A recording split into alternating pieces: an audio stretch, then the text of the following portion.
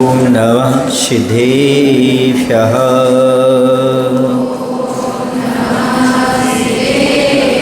ॐ नमः सिद्धेभ्यः।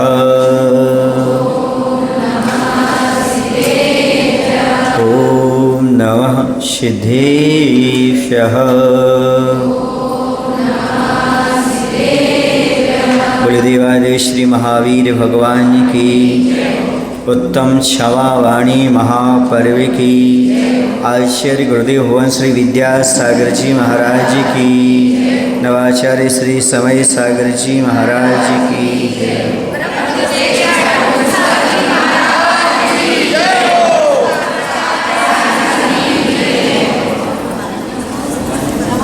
आज क्षमा वाणी महापर्व मनाने के लिए जा रहे हैं। साधु के जीवन में यह पर्व 24 घंटे रहता है और दिन में वह 3 बार प्रत्येक जीव को क्षमा करते हैं और क्षमा मांगते हैं। प्रतिक्रमण के समय खम्मामि सभ्य जीवानां सभ्ये जीवा खमन्तु मे तेमि सब भूतेषु वैरं मध्यम न कहती। मैं सबको क्षमा करता हूँ, सब मुझे क्षमा प्रदान करें। मेरा किसी से कोई वैर नहीं है, सबसे मेरा मैत्री भाव है। यह साधु दिन में 3 बार करता है। सावक को ही 3 बार करना चाहिए दिन में, नहीं कर पाता तो पर्युषण पर्व वर्ष में 3 बार आते हैं, 3 बार करना चाहिए। नहीं कर पाता है तो कम से कम 1 साल में 1 बार तो जो भी कटुता हो उसको क्षमा मांग करके समाप्त कर देना चाहिए। क्षमा करना, क्षमा मांगना ये पापियों का काम नहीं होता, ये कसाईयों का काम नहीं होता, ये कोई वीर का काम होता है। बदला लेना कायर का काम है, लड़ाई झगड़ा करना कायर का काम है, और लड़ना झगड़ना बात बात पर पशुओं का काम है। लेकिन इंसान वो है, वास्तव में धर्मात्मा वो है जो बदला नहीं लेता, क्रोध नहीं करता, बल्कि क्षमा का भाव अपने जीवन में धारण करता है। आप भी क्षमा मांग लो, क्षमा कर दो, जीत है इसमें हार नहीं। क्षमा मांग लो, क्षमा कर दो, जीत है इसमें हार नहीं। क्षमा वीर का आभूषण है, यह कायर का काम नहीं। क्षमा वीरस्य भूषणम। क्षमा मांगना, क्षमा करना वीरों का आभूषण कहलाता है। क्षमा मांगना कठिन है कि क्षमा करना कठिन है? हाँ, आप जानते हो, क्योंकि आप अनादिकाल से सब चीज़ें अनुभूत करते आ रहे हो।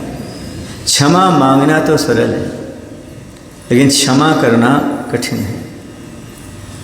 और आप लोग उनसे क्षमा मांगते हो जिनसे बैर ही ना हो, जिससे कोई लड़ाई झगड़ा ही ना हो। क्षमा तो उनसे मांगो किसी से अनबन हुई हो, कभी उनको क्रोध में बोल दिया हो, उनके साथ गलत व्यवहार किया हो, उनको गालियाँ दी हों, उनको चिल्लाया हो, उनका अपमान किया हो, उनसे क्षमा मांगो। तो मैं कहता हूँ क्षमा वाणी पर्व धर्म बन जाएगा। कार्ड उन तक भेजते हो, मैसेज उन तक भेजते हो जिनसे आपकी मित्रता है, उनके पास भी तो भेजो जिससे कभी कटुता हुई हो, कभी आपका बैर विरोध हुआ हो, कभी उसने आपका गलत किया हो, आपने कभी उनके साथ गलत किया हो। उसने गलत किया है, आप क्षमा मांग लो। इसे कैसे हो सकता है? उस समय की बात है जब पांडव और कौरवों का युद्ध की बात चल रही थी। उस समय कुंती कहती हैं, विदुर के पास थी, और वो कहती हैं हम दुर्योधन के घर जाना चाहते हैं। विदुर ने कहा वो तो विद्वेषी है, वो तो अभिमानी है, वो बैर विरोध को छोड़ने वाला नहीं, उसके घर जाने से क्या फ़ायदा है।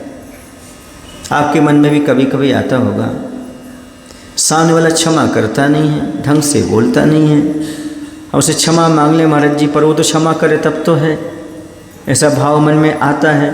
हम तो कई बार क्षमा मांग चुके, वो क्षमा नहीं मांगता। ध्यान रखो, धर्म का पालन हमें करना है, उसको भी करना है, वो करे ना करे हमें तो करना ही है। और कुंती उसके घर जाने को तैयार हुई, उन्हें कहा याद रखो मैं उससे कुछ उम्मीद रख कर के नहीं जा रही हूँ, उसके मन की कलुषता दूर हो जाए इसलिए नहीं जा रही हूँ, मैं अपनी मन की कलुषता दूर करने के लिए उसके घर जा रही हूँ। क्षमाणा वाणी पर्व यही सिखाता है, हमें अपने मन की कलुषता दूर करना है। सामने वाला कलुषता दूर करता है कि नहीं करता है। जैसे दीपावली आती है या कोई पर्व आता है तो आप लोग घर की सफाई करते हो। अब बाजू वाले सफाई की कि नहीं की इसका इंतज़ार करते रहते हो क्या? बाजू वाला सफाई करेगा तभी मैं अपने घर की सफाई करूँगा।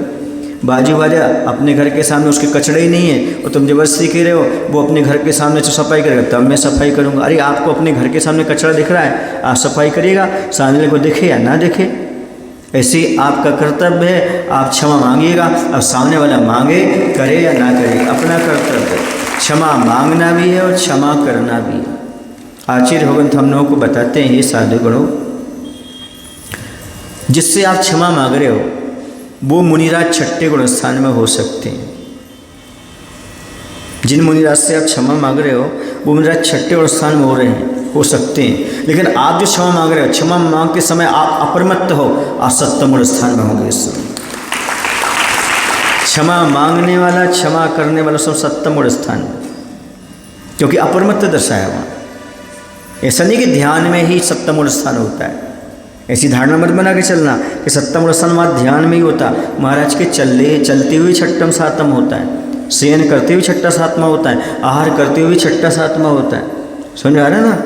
तो इस प्रकार से मुनिराज कौन से गुण स्थान में हो सकते? क्षमा मांगने वाले सप्तम में, क्योंकि वो अपरमत्त है, उनका कोई प्रमाद नहीं है, तभी तो क्षमा मांग रहे हैं। करने वाला प्रमाद में हो भी सकता, नहीं भी हो सकता। मायना समझ रहे आप? क्या समझ रहे? कहने का तात्पर्य क्षमा मांगने वाला कभी छोटा नहीं होता, जो क्षमा मांगता है वो नियम से बड़ा ही हुआ करता है। क्रोध करना छोटापन है कि बड़ापन है? बदला लेना छोटापन है कि बड़ापन है? अकड़बाजी छोटापन है बड़ापन है?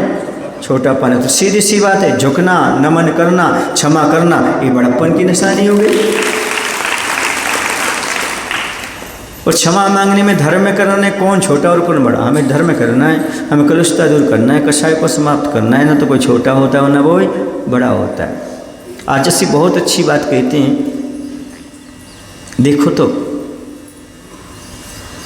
जो दूध होता है वो विजातीय पानी को ही मिला लेता है। विजाती है पानी दूध से, फिर उसको मिला लेता है। और इंसान एक जात का होकर के, एक धर्म का होकर के आपस में मिल नहीं पाता है, गले नहीं मिल पाता है। एक बार दूध से पानी ने कहा मैं तुम में मिलना चाहता हूँ। उसने कहा कोई वादा नहीं, मिलिएगा, पर याद रखो कीमत बढ़ाना हो तो दूध बनना पड़ेगा। कीमत बढ़ाना हो तो दूध बनना पड़ेगा। ऐसे मैं कह रहा हूँ आपको कीमत बढ़ाना है तो वास्तव में क्षमावान बनना पड़ेगा। उसने कहा ठीक है, मेरा क्या अस्तित्व, मुझे तो मूल्यवान बनना है, मिला लो। और मिल गया। जितनी कीमत दूध की थी उतनी कीमत पानी की हो गई। पहले कितनी थी और अब कितनी हो गई? समझ में आ रहा है आपको? कीमत बढ़ाना चाहते हो तो अब क्या करो? क्षमा को अपने अंदर आत्मसात करो। अब क्या हुआ?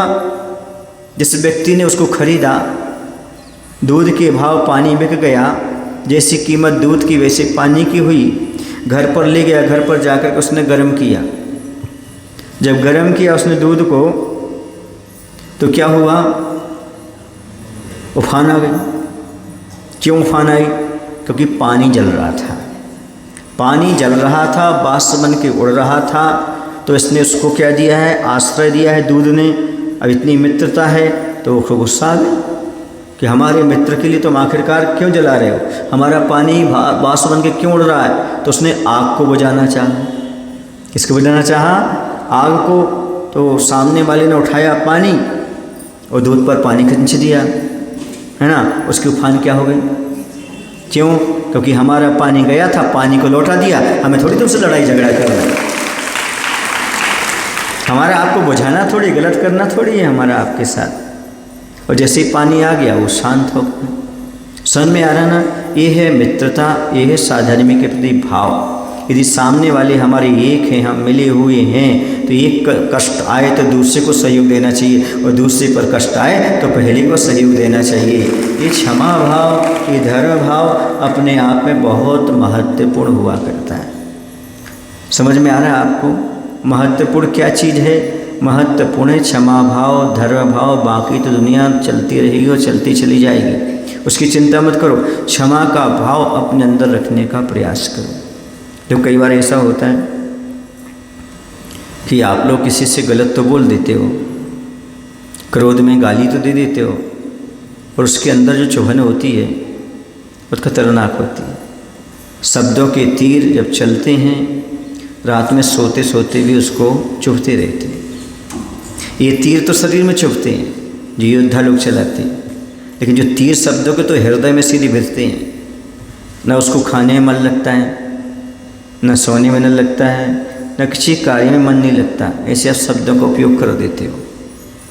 तो सबसे बड़ी क्षमा तो ये है, मैं आपको बताऊं, आज संकल्प कर लो, हम गलत शब्दों का उपयोग नहीं करेंगे।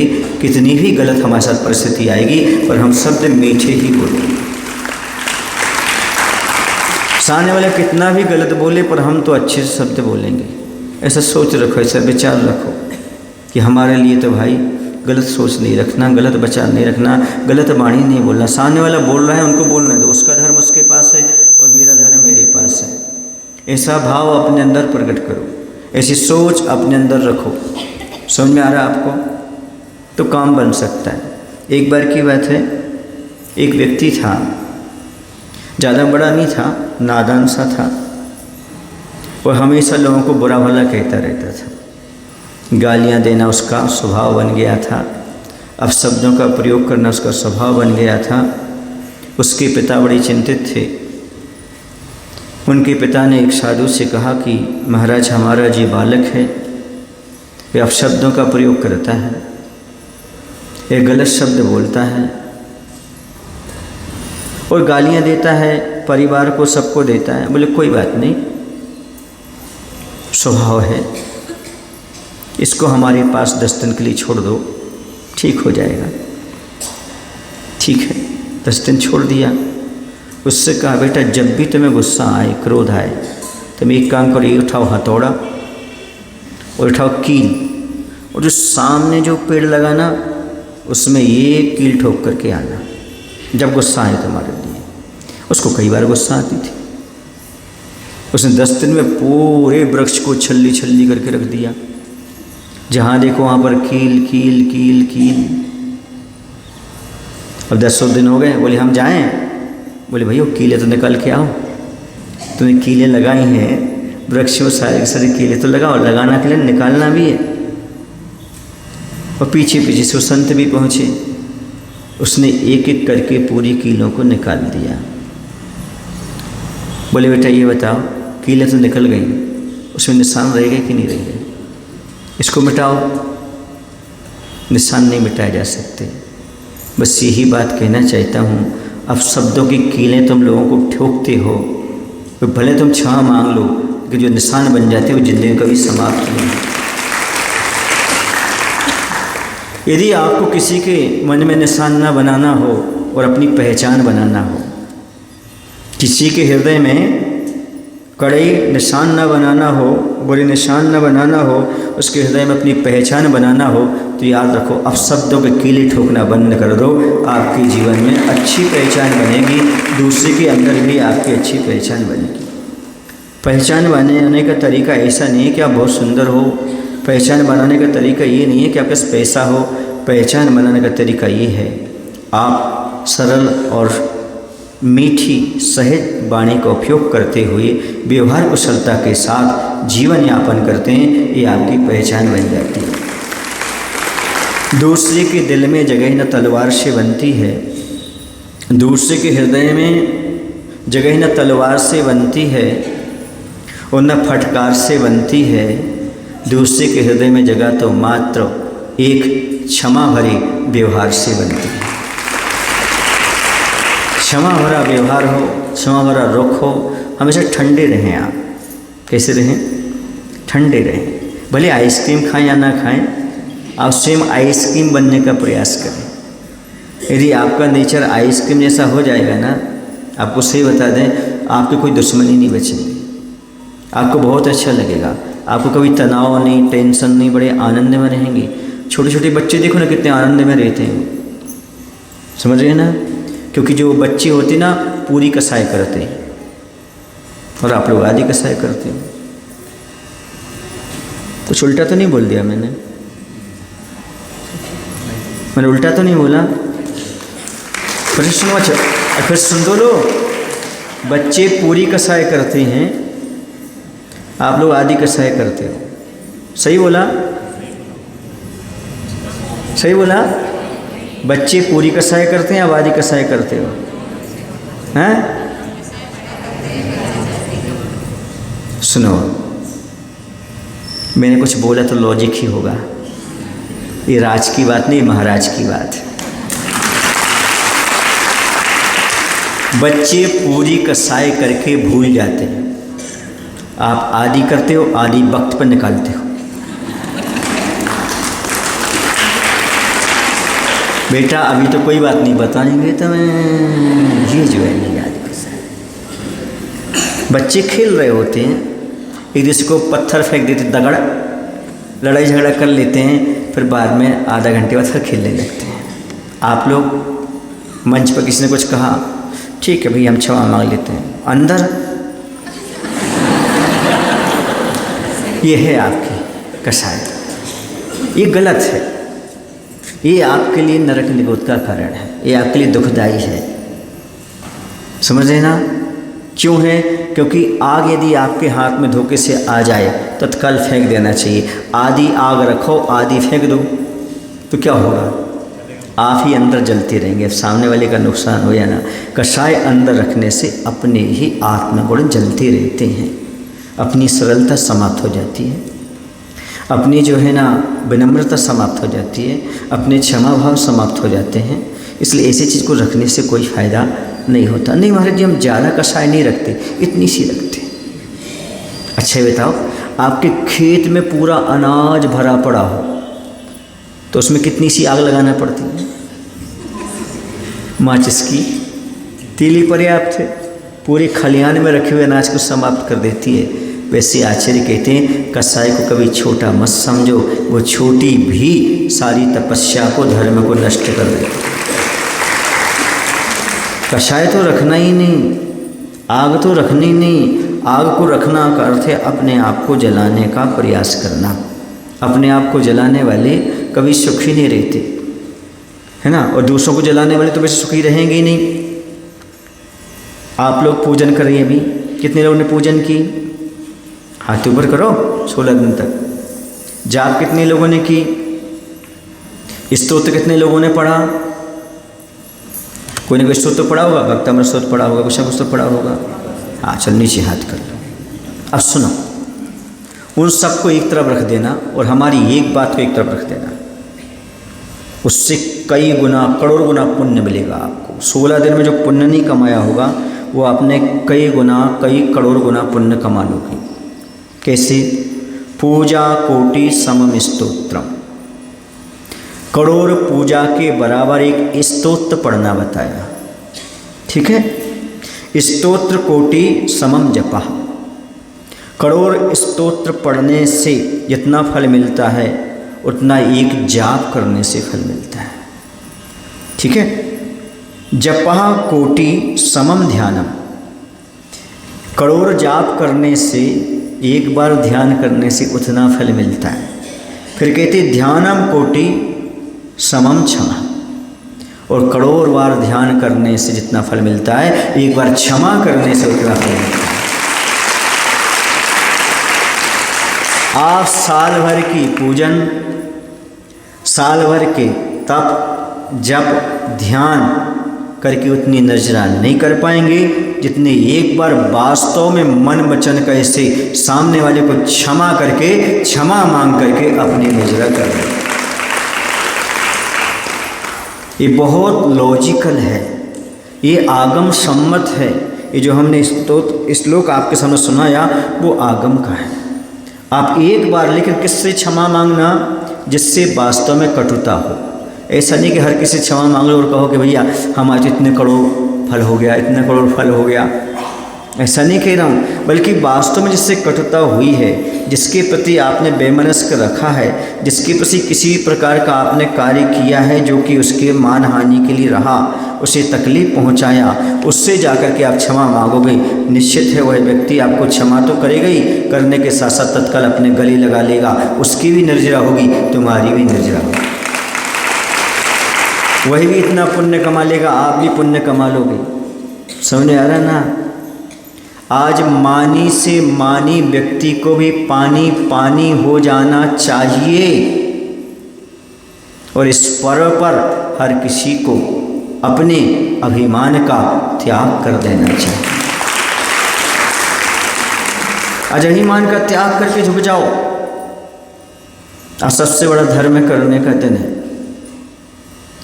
कुछ लोग होते हैं जो जल्दी क्रोध शांत कर लेते हैं, कुछ ऐसे होते हैं 10-15 दिन तक रखते हैं, कुछ का शांति नहीं होता, बैर के रूप में बना के रख लेते हैं। तो उत्तम पुरुष वो होते हैं जो क्रोध एक क्षण तक रखते हैं, उनका शांत हो जाता है। उत्तम पुरुष का क्रोध एक क्षण के लिए आता है, चला जाता है। यहाँ से आंखें दिखाएंगे, पीछे से मुस्कान दे देंगे। ये उत्तम पुरुष का लक्षण है। किसका लक्षण है? उत्तम पुरुष का लक्षण है कि क्रोध आया और पीछे से मुस्कान, बात खत्म। दूसरा है मध्यम। मध्यम पुरुष का जो होता है 2 प्रहर चलता है। कितना चलता है? 2 प्रहर तक उसका गुस्सा चलता है। समझ रहे हैं आप लोग कि नहीं? और मध्यम जो होता है उसका ये मान करके चलें आप, 2 प्रहर कितने होंगे? अधिक से अधिक 6 घंटा मान लो, ठीक है। और जो जघन्य होता है उसका होता है 1 दिन तक क्रोध चलता है। इसके नीचे यदि क्रोध चला तो पापी की कोटि में आता है, अधम से अधम की कोटि में आता है। कंजूस हो।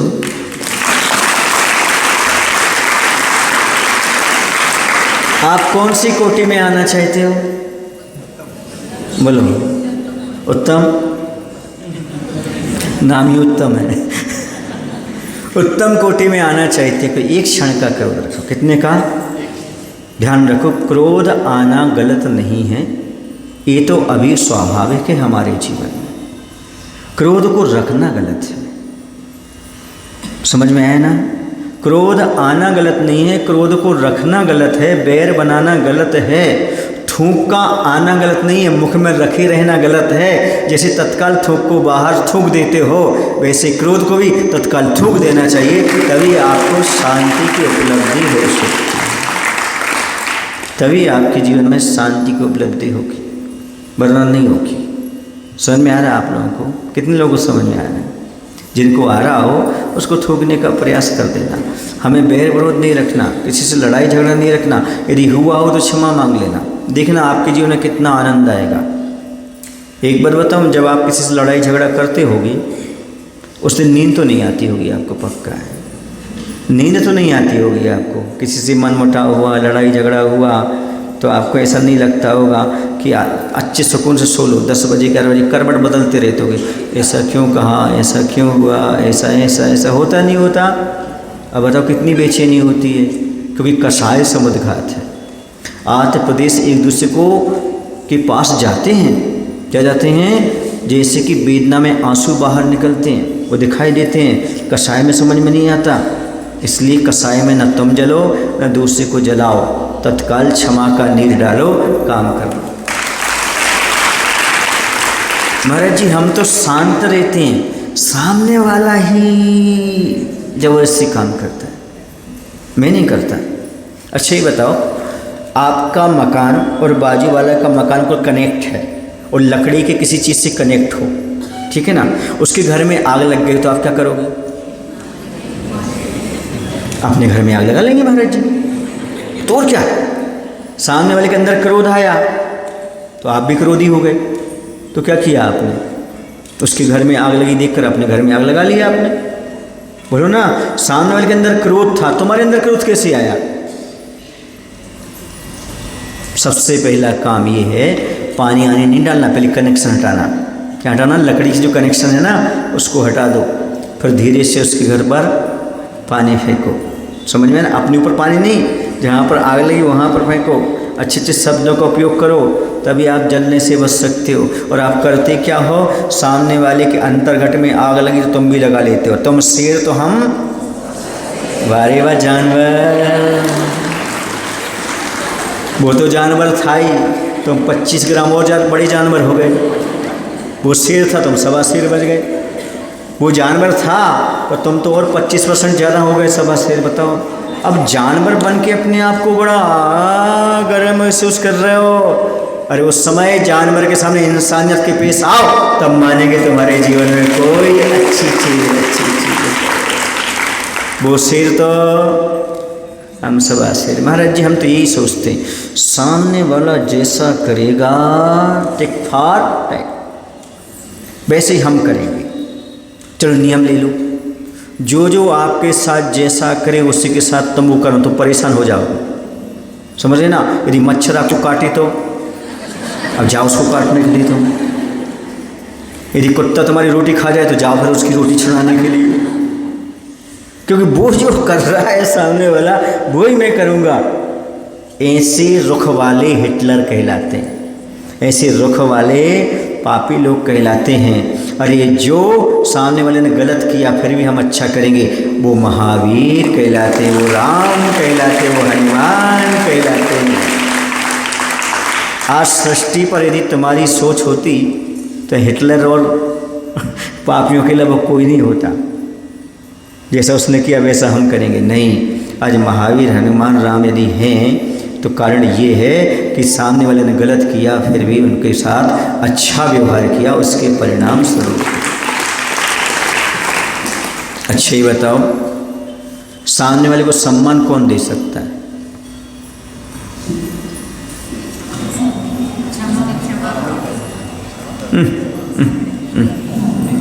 अच्छे बताओ, दूसरे को धन कौन दे सकता है? जिसके पास धन हो। तो दूसरे को सम्मान कौन दे सकता है? जो स्वयं सम्मान की जिंदगी जी रहा हो। दूसरे को धन कौन देगा? जिसके पास स्वयं धन हो। दूसरे को सम्मान कौन देगा? सम्मान। दूसरे को क्षमा कौन मांगेगा? जो क्षमा करने का भाव रखता होगा।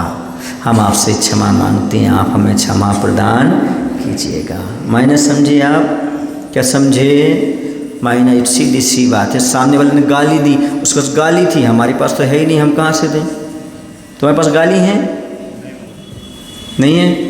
गीत तो होगा, गीत तो होगा। उसने दी गाली, तुम जाके आज जय जयन कर लो, बात खत्म हो गई।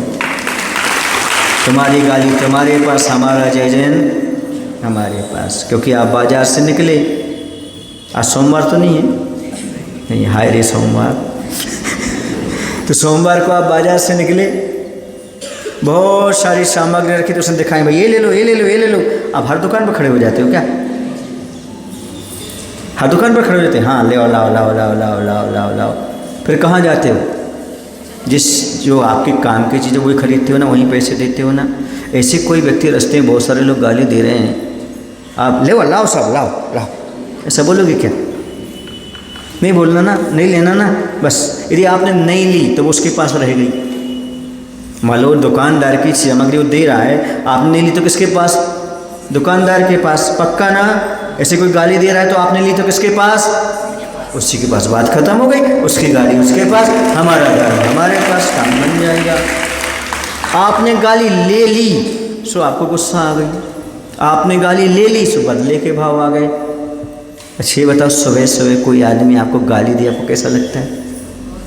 हैं? बुरा लगता है ना? तो आप ले क्यों लेते हो?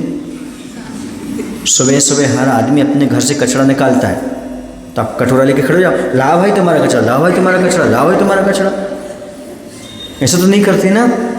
ऐसे कोई अपने मन का कचरा निकाल रहा है, इस तरह मुंह कर लो, उसको निकालने दो, अपने साथ रास्ता चलते। समझे? महाराज जी तो बहुत कठिन काम, सामने वाला तो और बढ़ेगा और बढ़ेगा और बढ़ेगा। ध्यान रखो, बढ़ने की सीमा है। एक ना एक दिन उसके जीवन में परिवर्तन आए बिना नहीं रहेगा। आएगा आएगा परिवर्तन आएगा, बदलेगा आदमी। इंसान होगा तो उसे बदलना ही पड़ेगा। एक बार, दो बार, तीन बार सहन शक्ति के आगे हर किसी को झुकना पड़ा है। देवताओं को, दानों को, क्षमावान के सामने सबको झुकना पड़ेगा। वो किस खेत की मूली है? अरे वो तो तुम्हारा पड़ोसी है, मामूली है, तो झुकेगा क्यों? क्योंकि आपके पास वो क्षमता है। क्या है? क्षमता है। कभी कभी क्या होता है, विरोध कब बढ़ता है? कब बढ़ता है? अच्छे कितने हाथ से ताली बजती है? दो हाथ से। एक हाथ से नहीं बजती? बजती है। बजाऊं? एक हाथ से ताली कब बजती है? जब दूसरे का गाल हो जाए। वो ताली नहीं कहलाती, वो चाटा कहलाता है। इसलिए ध्यान रखना, गाली कभी ताली एक हाथ से बजती नहीं। वो चाटा है, गाली नहीं है, वो ताली नहीं है। ताली अलग है और चाटा अलग है। समझ में आ रहा ना? पार्श्वनाथ भगवान कभी दूसरे हाथ नहीं बने। कमठ एक हाथ बनता रहा, वो कभी दूसरे हाथ नहीं बने, एक हाथ से ताली बजती रही। इसलिए दुनिया में आज यदि सबसे ज़्यादा ताली बजती है तो पारसनाथ का नाम लेते बजने लगते हैं। सबसे ज़्यादा प्रतिमाएं यदि मिलेंगी तो पारसनाथ भगवान की मिलेंगी। सबसे ज़्यादा पूजा करने वाले मिलेंगे तो फिर आपको करवाना अपनी पूजा, बनो पारसनाथ। पारसनाथ का बहुत अच्छा नेचर था महाराज जी, और आपका कमठ जैसा है महाराज जी, तो कैसे काम चलेगा? आप भी तो पारसनाथ जैसा नेचर बना के चलो ना। आप मानते पारसनाथ ने इतना सब, आज वर्तमान में बताते हैं पारसनाथ भगवान का नाम लो, सारे उपसर्ग दूर हो जाते हैं। तो फिर आदिनाथ कैसे हैं? शांतिनाथ कैसे हैं? याद रखो, ऐसी बात नहीं। बात ऐसी है, जिन्होंने उपसर्ग सहन किया है, उनको नाम लेने से हमारे अंदर क्षमता जागृत हो जाती है, इसलिए उपसर्ग दूर हो जाती है। भगवान नहीं करते, क्षमता जागृत हो जाती है उनका नाम लेने से।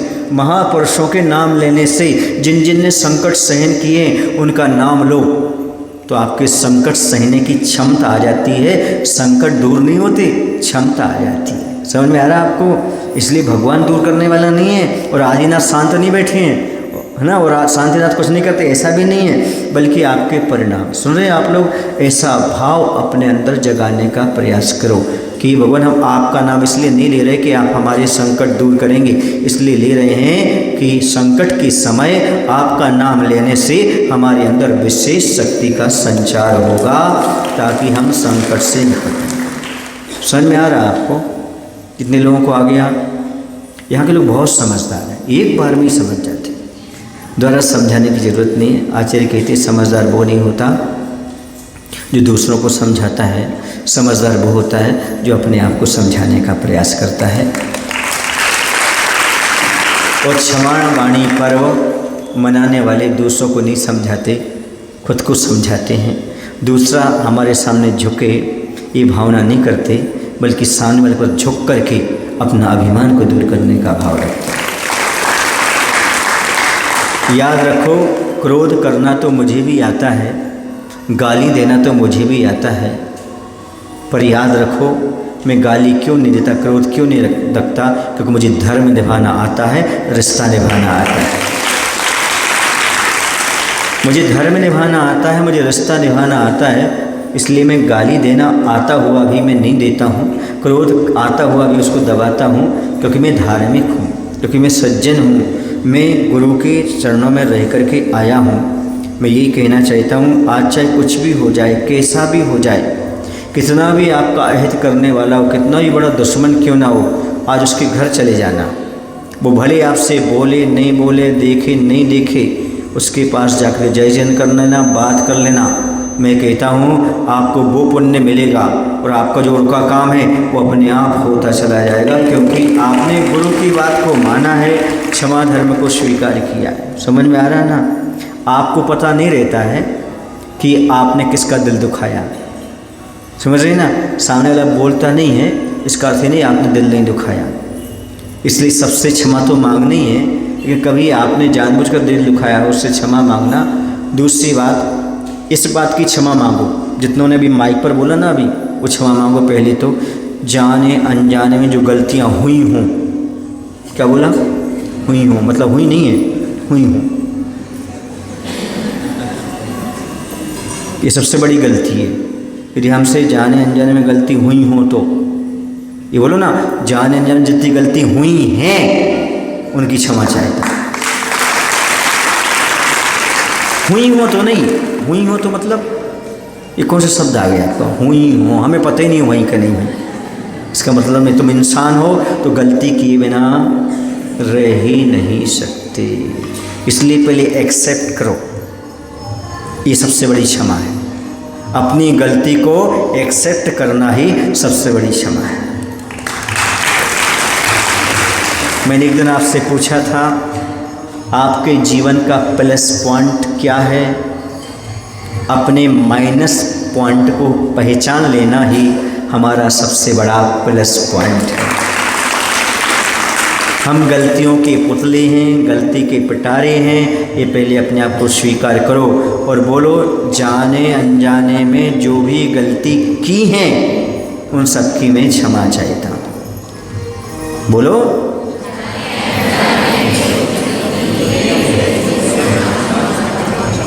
मैं सभी को क्षमा करता हूँ, सभी मुझे क्षमा प्रदान करें।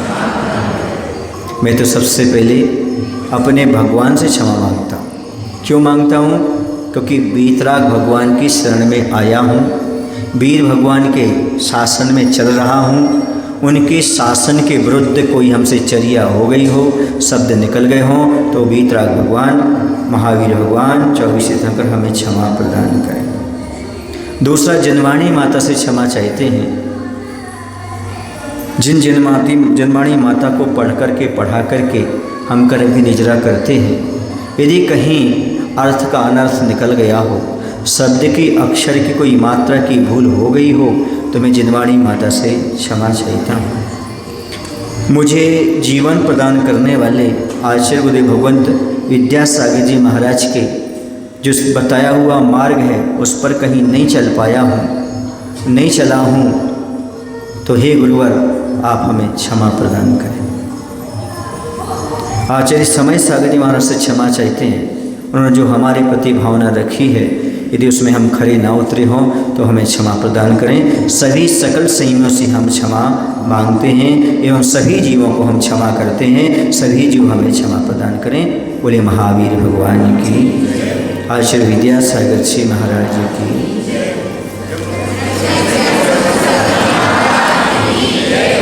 अंत में आप सभी के बीच में रहा हूँ, अभी और रहना है। फिर भी यदि मेरे प्रवचन के माध्यम से, मेरे चर्या के माध्यम से किसी प्रकार का आपको कष्ट पहुंचा हो तो आप बुरा नहीं मानना। समाप्त करके, अपना समझ करके और धर्म ध्यान ऐसे आगे करते रहना। हमारा सबको आशीर्वाद। बोले महावीर भगवान की, उत्तम क्षमा धर्म की, क्षमा वाणी पर्व की। आचार्य गुरुदेव श्री विद्यासागर